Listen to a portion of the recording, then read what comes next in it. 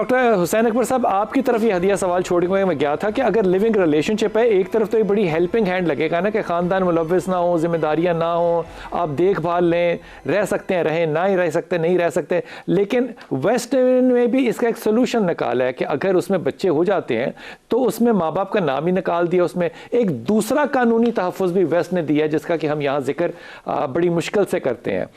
Waste کے اندر یہ قانون ہے کہ اگر یہ ثابت ہو جائے کہ آپ 5 سال سے کٹھے رہ رہے ہیں تو وہ آپ کا نکاح نامہ مانیں گے ہی نہیں، مانگیں گے ہی نہیں، وہ آپ کو میاں بیوی تصور کریں گے۔ اس میں پراپرٹی ڈسٹریبیوشن جو ہے وہ ایک بہت بڑا ایشو ہوتا ہے کہ میاں بیوی ہے تو پراپرٹی جو ہے وہ آدھی آدھی بائفرکیٹ ہوگی۔ یہ آپ کو لگتا ہے کہ اس کو کوئی مذہبی ان خیالات کو تحفظ دینے کی ہمیں ضرورت پڑے گی آئندہ آنے والے وقت میں؟ ڈاکٹر سب سے پہلی بات تو یہ ہے کہ دو نامحرم مرد اور عورت کا ایک جگہ جمع ہونا شریعت نے سختی سے منع کیا ہے۔ اچھا۔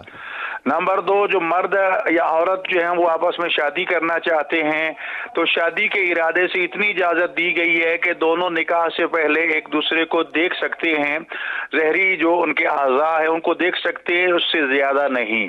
یہ بھی صرف ان کو اختیار دیا گیا ہے کہ جو آپس میں شادی کرنے کا ارادہ رکھتے ہیں، وگرنہ نامحرم مرد کا عورت نامحرم کو دیکھنا اور نامحرم عورت کا مرد کو نامحرم کو شہوت کی نگاہ سے یا ویسے دیکھنا پہلی نظر معاف، اس سے زیادہ دیکھنے کا ان لوگوں میں سے ٹھہرے نا کہ جو میری طرح کہتے ہیں کہ یہ دوستیاں ووستیاں نہیں ہو سکتی آدمی عورت میں، پھر تو یہ بات نہیں ہو سکتی۔ دوسری چیز جو میں عرض کرنا چاہتا ہوں، میری یہ بات ضرور آپ سن لیجئے کیونکہ میری محترمہ بہن نے سوسائٹی کی بات کی ہے۔ اس وقت سوسائٹی میں جنس پرستی کے حوالے سے عورت کے ساتھ جو ہے وہ اس گناہ کا ارتکاب کر رہی ہے، مرد کے ساتھ کر رہا ہے، ان دونوں کی سزا بھی وہی سزا ہے جو زنا کی سزا ہے۔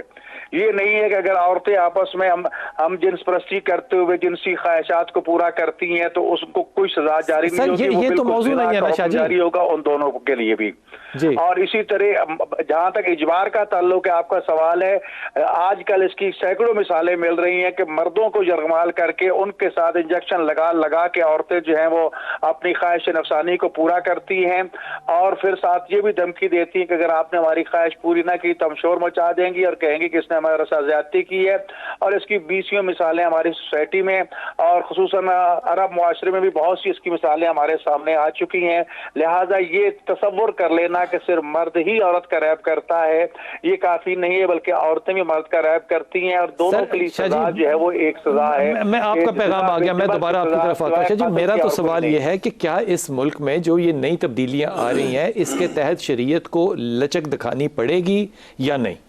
دیکھیں، اسلام کے جو اصول زندگی ہیں وہ انسانوں کی بہتری کے لیے ہے۔ ٹھیک۔ عورت کی جو ناموس اور عزت ہے نا، یہ اسلام کی نظر میں بڑی قیمتی ہے۔ ٹھیک۔ یہ ناموس یعنی اس کی عزت، اس کی آبرو، یہ کوئی عام کوئی گاڑی تو ہے نہیں کہ آپ 2-4 دن رکھ کے اس کو استعمال کر کے دیکھیں کہ یہ قابل استعمال ہو سکتی ہے یا نہیں۔ گاڑی بھی کوئی دیتا ہے 4 دن۔ جی میں یہ کہتا ہوں تو یہ تو عورت ہے کہ انسان، اور چونکہ اس سے پھر جو بھی آپ نے بات کی آنے والی نسلوں کی حسب و نسب کا معاملہ ہے، کل ان کی ولدیت کا معاملہ ہے، کل ان کے جو مستقبل کے معاشرے کے اندر عزت اور ناموس کا معاملہ ہے، چونکہ ہمارے حلال و حرام کا جو ایک معاملہ ہے یہ اتنا اہم نوعیت کا ہمارے دینی اور ہمارے اسلامی نقطہ نظر سے، تو اس لیے کسی لحاظ سے بھی اس کا اسلام کے اندر کوئی گنجائش نہیں ہے۔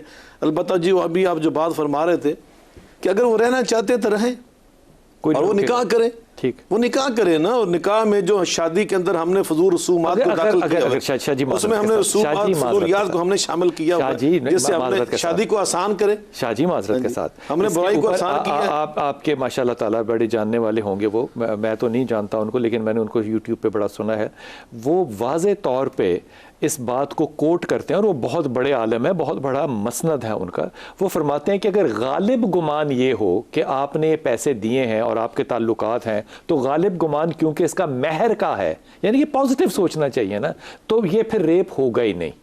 نہیں اس طرح کی جو وہ فتویٰ بڑا اعلیٰ، میں کیا بتاؤں، نہیں وہ اصل میں جس نام نہیں لے سکتا، میں جانتا ہوں اس فتوے کو، میں جانتا ہوں، لیکن ہم بالکل اس فتوے سے کوئی بھی کسی عالم دین نے اتفاق نہیں کیا، اور وہ جس انداز سے انہوں نے بات کی وہ بات کسی اور انداز کی۔ لیکن دوسری بات بلال بھائی، غالب اگر خیال ہو تو یہ ضروری نہیں ہے کہ وہ پھر آپ اس کو ریلیشن شپ مان لیں۔ نہیں بالکل یہ غلط ہے، بالقطعی طور پہ ان چیزوں کی کوئی اسلام میں گنجائش نہیں ہے۔ میں یہ عرض کرنا چاہتا ہوں کہ ان بچوں کے لیے اور بچیوں کے لیے ہمارے جو بیٹے ہیں بیٹیاں ہیں ان کی عزت آبرو کے حوالے سے اور ان کے مستقبل کے حوالے سے ہم یہ بات واضح کرنا چاہتے ہیں کہ شادی کو آسان بنائے. ہم نے شادیوں کے معاملات کو ڈیورس کو آسان بنایا. ہاں تو نبی پاک صلی اللہ علیہ وسلم نے دیکھیے نا, ایک خاتون آئی, انہوں نے کہا جی کہ میں شادی کرنا چاہتی ہوں, مجھے رشتہ چاہیے. تو نبی پاک صلی اللہ علیہ وسلم کے صحابہ میں سے ایک نے کہا جی میں حاضر ہوں. تو نبی پاک فرمایا لاؤ حق مہر اس کے لیے. بخاری شریف. جی اس نے کہا جی میرے پاس کچھ نہیں, میں تو غریب آدمی ہوں.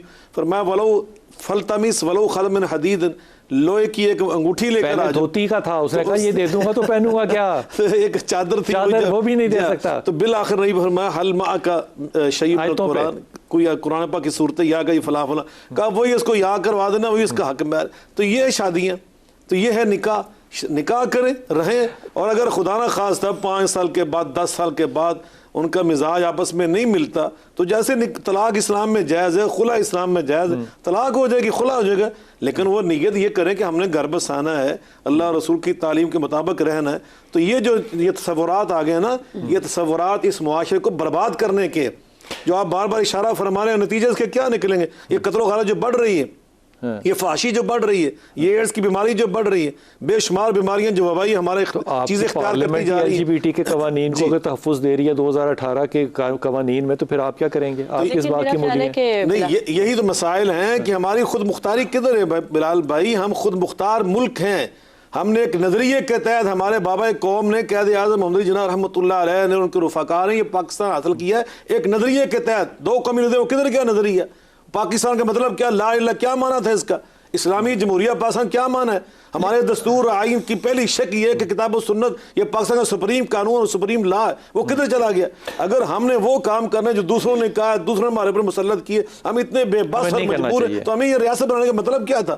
ہماری ریاست بنانے کا الگ مقصد ہے کہ ہم نے اللہ اور رسول کی تعلیمات کے مطابق اس ملک کو چلانا ہے. ہم نے یہاں معاشرہ وہ تشکیل دینا جو دوسروں کے لیے مشرے. بات میں یہاں پہ نا بالکل بھی اس بحث میں نہیں جا رہا کہ مذہبی قسم کا پیراڈائم آپ دیکھیں. مجھے صرف یہ فرمائیے کہ اگر یہ رضا کے ساتھ, کانسنٹ کے ساتھ آپ ریپ نہ کہیں, اور اگر فورسفل ہو تو صرف اس کو ریپ کہیں, تو آئندہ آنے والا جو معاشرہ ہم تشکیل دیں گے, آپ کے خیال میں پھر قانون سازی بھی بدلے گی, معاشرہ بھی بدلے گا, یا ٹھپ ٹھیک ہی رہے گا؟ اصل میں قانون, میں نے پہلے بھی یہ بتایا ہے کہ ایگزسٹ فار بوتھ تھنگ. جو آپ رضا اور جو ہے جبر کہہ رہے ہیں, ان دونوں کے لیے پہلے ہی ایگزسٹ کرتا ہے. ٹھیک. جو اس ججمنٹ میں جو کہ ایک کویسچن آف لا ہے, وہ یہ کویسچن آف لا ہے کہ اس نے کہا کہ بل جبر ہوا, حالانکہ ود کنسنٹ ہوا. ٹھیک. اس وجہ سے اس کو آپ کہہ لیں کہ کیس کو اڑا دیا گیا. کہ اس کو اگر رضا کے ساتھ ثابت ہو جائے تو پھر نرم سزا ہوتی ہے, یا زنا ہی تصور ہوتا ہے؟ دیٹ از سیم, اسی طرح سزا ہے, لیکن وہ دونوں پارٹیز کو ہوگی. دونوں پارٹیز کو ہوگی, لیکن پہلی صورت کے اندر جس نے جبر کیا ہوگا اس کو سزا ہوگی.